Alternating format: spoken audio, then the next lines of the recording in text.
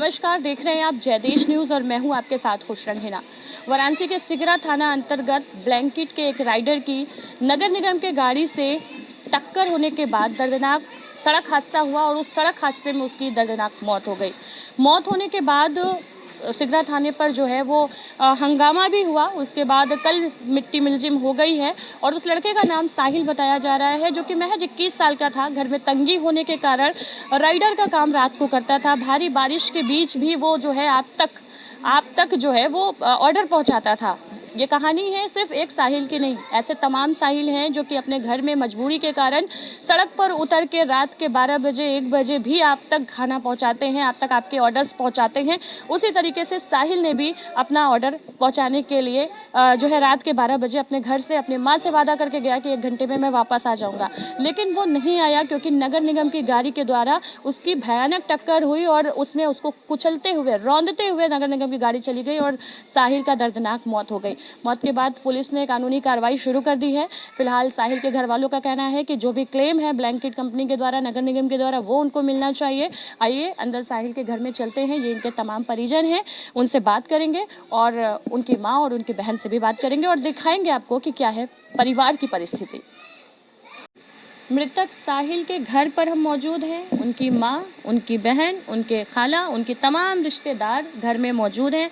घर में कोहराम मचा हुआ है। एक 21 साल के महज एक लड़के का सड़क हादसे में, वो भी नगर निगम की गाड़ी से, दर्दनाक हादसा हुआ और उसमें उसकी मौत हो गई। माँ का चेहरा आप देखिए, बहनों का चेहरा देखिए, क्या सोचती होंगी वो माँ कि अभी बच्चा गया है और आ जाएगा, लेकिन वो रात ऐसी रात थी कि कभी साहिल लौटा ही नहीं।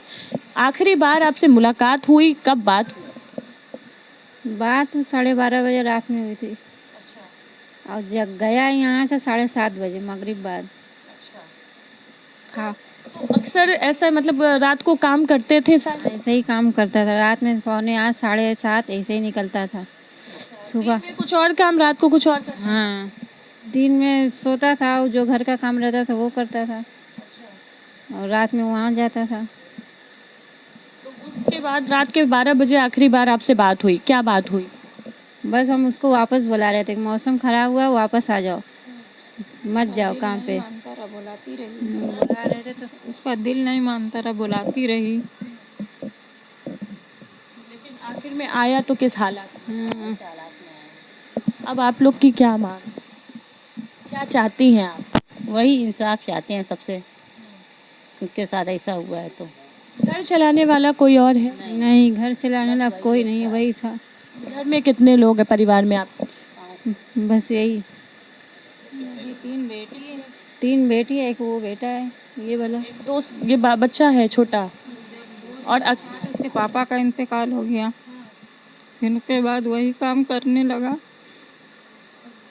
मतलब देख सकते हैं कि परिवार में कोई घर चलाने वाला नहीं है, अकेले साहिल ही घर चलाता था। अब साहिल के बाद इसके परिवार के बारे में सोचना ज़रूरी है, उनको क्लेम मिलना ज़रूरी है। क्या कुछ क्लेम वगैरह के बारे में कुछ बात हुई? आप रोइए नहीं, आप बर्दाश्त करिए, आप इत्मीनान रखिए, आपके साथ इंसाफ होगा। आप थोड़ा सा इत्मीनान रखिए, इंसाफ होगा आपके साथ। आप लोग भी थोड़ा सा अपनी अम्मी को हौसला दीजिए।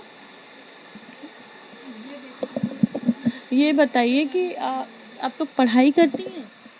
नहीं, पढ़ाई नहीं करती। दिक्कत की वजह से पढ़ाई छोड़ दी इन लोग। दिक्कत थी ना पढ़ाई, इसीलिए छोड़ दी है। आलिमा करती थी तो वही पैसे की दिक्कत हुई तो इसीलिए छोड़ दी। पापा चल बसे तो पढ़ाई में दिक्कत हो गई कि कहाँ से पढ़ाई करेंगे, पैसा की वजह से इन लोग पढ़ाई छोड़ दी। आलिमा पढ़ती थी।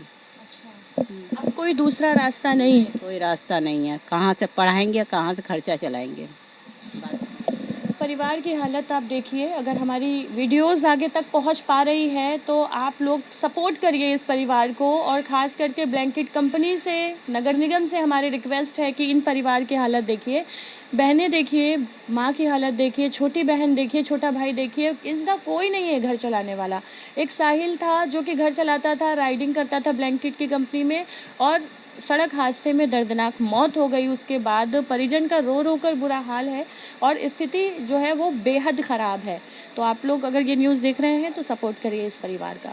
आज के लिए बस इतना ही। बने रहें जयदेश के साथ। मैं हूँ खुशरंग हिना, कैमरामैन इरशाद अहमद के साथ। धन्यवाद।